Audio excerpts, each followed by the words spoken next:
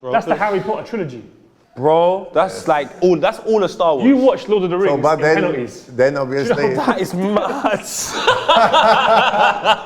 Hello, Copper fam. My name is David Vianic and this is Poet. Hello, my friend. How are you? One glove. Good to see you. One glove. We're here with Petr Cech. Shout out Puma. Wait, We're why have you got one glove before we continue? Because it just looks cool. Anyway, look. All right, cool. Petr Cech here. How are you, bro? I'm good, thank You you. have beautiful blue eyes. Thank you. Has I would expect that more from my wife than from you. I've got beautiful blue eyes as well. But yeah, that's well spotted, yeah. No, they're nice. Have you ever had that as a compliment? Like in the bars when you were younger? Well, A girl, you know, no, like, I wouldn't. No, I don't remember that really. oh, okay, he's keeping it quiet. I'm old enough now not to remember. Political. Wisdom. That's wisdom. Okay, we have an audience and they've sent many questions for you. The first question is from Hassan Aiman95. What's the difference between Emery and Wenger? The difference is obvious because it's the way they see football, the way they prepare, the way they work. It's the philosophy, obviously. It's the fact that Arsene is the manager who leaves a lot of decisions and the way you play, you express yourself on the pitch more freely. Unai is more structure, more tactics, more demand on what he wants you to do. So it's not only about you, how you see the situation, what you want to do. He's more about, okay, I want you to execute certain things on the pitch. Yeah, so free to more structure. Now, one thing I want to have to ask you, please don't be too angry at me. Your feet, they were playing it to your feet from the kind of early games. And there was a few instances when, when it nearly kind of went in at one point. How have you found that aspect of it kind of going to your feet? Oh no, we've been playing it the whole preseason and I found it fine. I have to say, when you have split seconds in the game, sometimes you misplace the pass. And if you look at the game of football, you have best players in the world making a bad pass. Yeah. So it's not about that, you have to... But is it you make a mistake or you made a back pass, this is a part of the game. The important thing is that you take the next one and you make it again and you make a good one, because this is the way you do it. Because as a keeper, I find it very scary. When the ball's bubbling back, sometimes when you can miss you're playing on Hackney Marshes and the grass is like this. No, but remember it happened to Robinson against Croatia? When the ball was coming back and he's kicked. It's the same thing. Even Alisson. Mistakes are part of the game. Alisson's been brilliant with his distribution. He got caught with making a mistake. But the issue with when you are the goalkeeper and being a goalkeeper, it's different to when you lose the ball in the midfield. You got defense and you got because you have defenders, you have a goalkeeper. It's a long way from the goal. So if you lose possession in front of your own box or inside of the box, making a wrong decision, then obviously you can run into trouble. But I was lucky that my two misplaced passes at Cardiff and City at the first. 2 games, nothing happened from it. So when you get away with it, it's fine. There's one question I definitely want to ask, because it's nice that you're speaking about the players and how everyone needs to adapt. So Nazi's asking who the loudest player in the dressing room is, and I don't just mean playing up, but I mean like also when there is games, because we haven't actually been leading at half-time in any Premier League game this season. Who's the players in the changing room that have the most to say in order to motivate the team? Or do we just listen to the guy? Well, we have, Unai selected sort of 5 captains, so you have the responsibility for. I'm a senior player, so obviously I have things to say if I have to say. I'm one of those captains as well. Yeah. Loran obviously and Stefan came in with a lot of experience, another senior player. But I think it's not only about the senior player. I think it's more about the team. So if you have, no matter how old are you, if you have something to say, you have to go and put it in the place and to say, listen, guys, this is not good enough, or we are not doing this well, we are not doing this well, and obviously. Then the manager is the one who decides who plays, how we play, what we change, who goes over half-time, or if he change formation or not. But obviously there are things on the pitch. You can demand from your teammate to do some things better or help you out, and I think we improved in that as well. Well, we have another question that says you are a drummer, so if you were to make a band, which other footballers would you pick to be in part of your band, and what would you call the band? Well, I don't know. It could, in a footballer's band, I don't know. I only played with few people who would play instruments. So I think Rob Holding started last year. Rob Holding learning guitar. So Robbie. obviously Robbie now, unfortunately, so I told him now if with his injury he has more time to practice his guitar. In the end, when he comes back, we can have a jam. So there's one guy. Obviously, Tomáš Rosický played guitar quite well. Yeah, I need it. So there would be another one, and there must be a proper wild card. I don't know. I have to say there's not many people in football I met who would be a musician. How about Chelsea team? There's only one at the Chelsea club. No. That was not as actually Alex, the defender, the Brazilian defender. Alex. He played drums as well. Oh, serious? So he played drums in his church. In his church? He played drums in his church. So church band. What kind of church is Every this? time he was going to the church, so when they were singing, he was playing drums, which was amazing. And and so there's not many. Alex plays keyboard, but obviously now he plays keyboard. Man, he can play piano or keyboard, so he could do that. Yeah. Man's Alicia Keys over there. I'm rating. So what would you call the band? How would you call a footballer's band? I'd call it Czechoslovakia. No, I don't know. That name is so lit. It would be maybe Ballmates or something like that. What's it? Ballmates. Ballmates. Yeah. I always said Boldmates. Bold. That was shit. Like Gravison and stuff. Nah. I don't know. Ballmates. All right, let's go for it. know. We're going to go with Ballmates. I want to go with Czechoslovakia. Anyway, we're going to move on.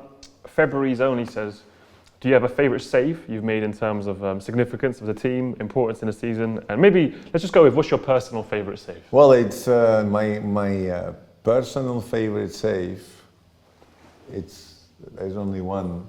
Oh my God, Champions League final. It's a Champions League final penalty save in the extra time, because obviously the significance of the moment and it's a Champions League final. In the end, we won the game with Chelsea. So Chris says, who is the most difficult player you've played against in the Premier League? I think I go with Wayne Rooney. Wow. Because he can do pretty much everything.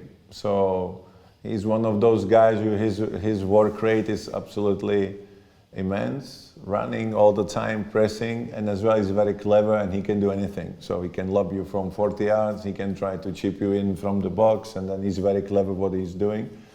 So I would say when we played against Rooney, they always, when you are on the pitch, you always take extra care, because he could do anything. We've got another question here. It says, best player you've played with and best goalkeeper in your opinion of all time. That's a mad thing. Well, that's a really tough one. That's a tough question. You know what? I was blessed to play with so many fantastic players. Yes. And and to choose one is, I think, is very an injustice to everyone. It's exactly. I have to say that there is a guy I played with the national team. He won the Golden Ball for the best player of the world, and he's called Pavel Nedvěd. Nedvěd. And when you see him when you see him every day on the training pitch, It's so cool. he was absolutely amazing. Every training, it was like a world championship to him, and this is why probably he was so successful. I think Arsenal fans are bitter though, because basically he won it in 2003, right? Yeah. And that was when Henry. I can only speak for Arsenal fans. We felt like Henry should have won it in 2003. Incredible Thierry Henry. Love Oh, it. he didn't. Pavel Nedvěd did. I know. Shout out Pavel. Both feet, guy. left foot, right foot. How about the best goalkeeper of all time, in your opinion? Well, the best goalkeeper of all time, I think, that's even the. Massimo Taibi. It's even more difficult, because, when you go decades after decades, there were so many outstanding goalkeepers, and how do you go from? But was there one that you looked take at? Schmeichel, or you take Buffon, or you take anybody? I think it's very hard. Comparison is futile. However, is there one which Your favourite? like? I like you. Like, So not necessarily the best, but just someone that you like. favorite. Okay, I would put Buffon in goal. Oh, what a legend though, man. He's been out here since Championship Manager 2001. That's crazy, bro. Okay. Well, Ed says, how on earth did you go the right way for every single penalty in Munich 2012? That's a mad thing. Every penalty you went the right way. Well, Do you study it? Do goalkeepers study their opposition? The video of Bayern penalties lasted 2 hours and 43 minutes.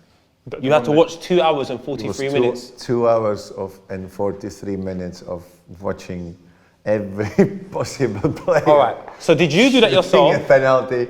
It was basically, the game was played in 2012. I remember. And we had every penalty of each of the players from the squad since 2007. So wait. You watched every penalty from every player and Bayern. Did you do that yourself consciously, or did Di Matteo request that? No, we did it as a goalkeeper group. And This is mad. it was me, Hilario, Ross Turnbull, and even Jamal Blackman. We each of us had the video. So each of us went through the video on his own and put marks, notes, and things we thought about each of the shooter. And then when the game was approaching, we had a meeting when we all sat together, everybody with the notes, and we kind of compared what we had on the paper, and then we watched it again. So Watched it again.